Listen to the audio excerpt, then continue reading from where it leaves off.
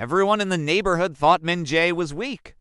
Not because he couldn't fight, not because he didn't understand what was happening, but because when people crossed him, he stayed quiet. What no one realized was that his silence was not surrender. It was patience. This is the story of the man nobody defended. Every morning before the sun even thought about rising, Min-jae was already at work, pushing his food cart down the same cracked, familiar road. He sold warm buns and hot tea to workers who rushed by, most of them barely looking at his face. Some paid. Some didn't. Some would slap him on the shoulder and promise to pay tomorrow, a tomorrow that never seemed to arrive. When local shop owners blocked his usual spot, telling him he was in the way, he just moved. When a group of young boys mocked him for his quiet demeanor, he lowered his head and kept working. And when a local supervisor, a man named Mr. Han, began taking fees from him, supposedly for protection that he never actually received, Min-jae said nothing.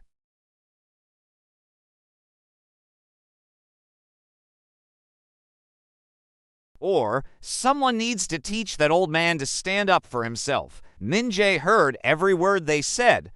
He just chose not to respond.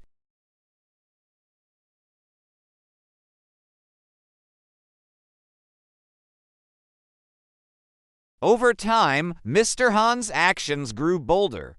His confidence swelled with Min-jae's silence. He started by raising the fees, demanding more and more money each week.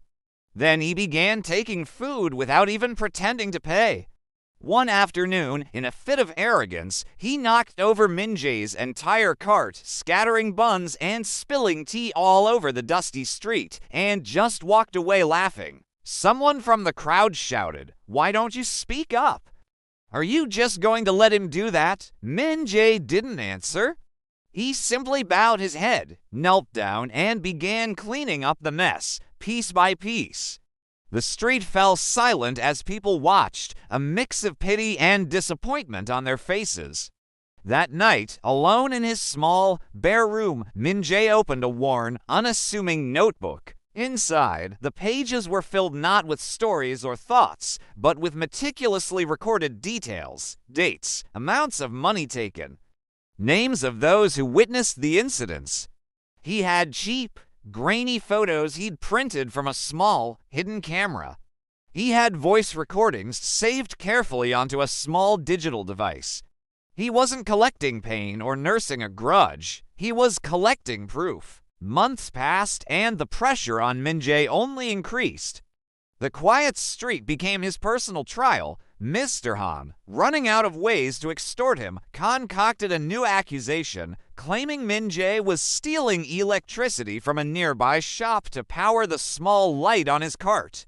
It was a baseless lie, but it was enough. The cart, his only source of income, was confiscated. The entire neighborhood watched as officials took it away. Min-jae stood there, empty-handed, watching his livelihood disappear down the street. He remained silent. People shook their heads. "Poor man," one woman said. "He just let them destroy him," another muttered. Min-jae went home with nothing left to sell, but his notebook was now full. The final entry was complete. Let's pause here for a moment. I want you to think about what you would have done in his place. Would you have exploded in anger long ago? Would you have fought back physically? Or would you have waited, just like him? Comment below with just one word: fight or wait. I'm really curious to see what you think.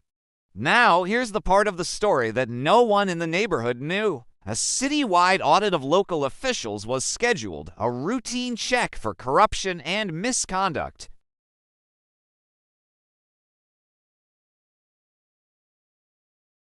He had mailed a package to the investigators.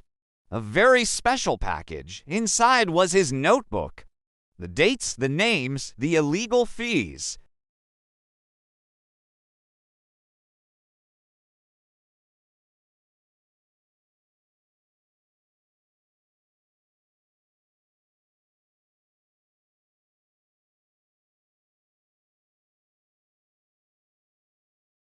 When the investigators finally arrived in the neighborhood, Mr. Han greeted them with a wide, confident smile. He laughed and offered them tea, completely unaware of what was coming. But as they began asking their questions, his smile started to fade. The questions were too specific, too detailed. They knew things they shouldn't have known.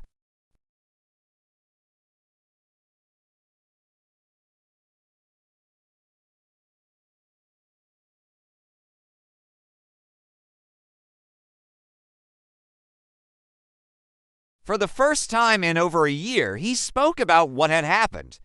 He didn't shout. He wasn't emotional. His voice was calm, clear, and steady.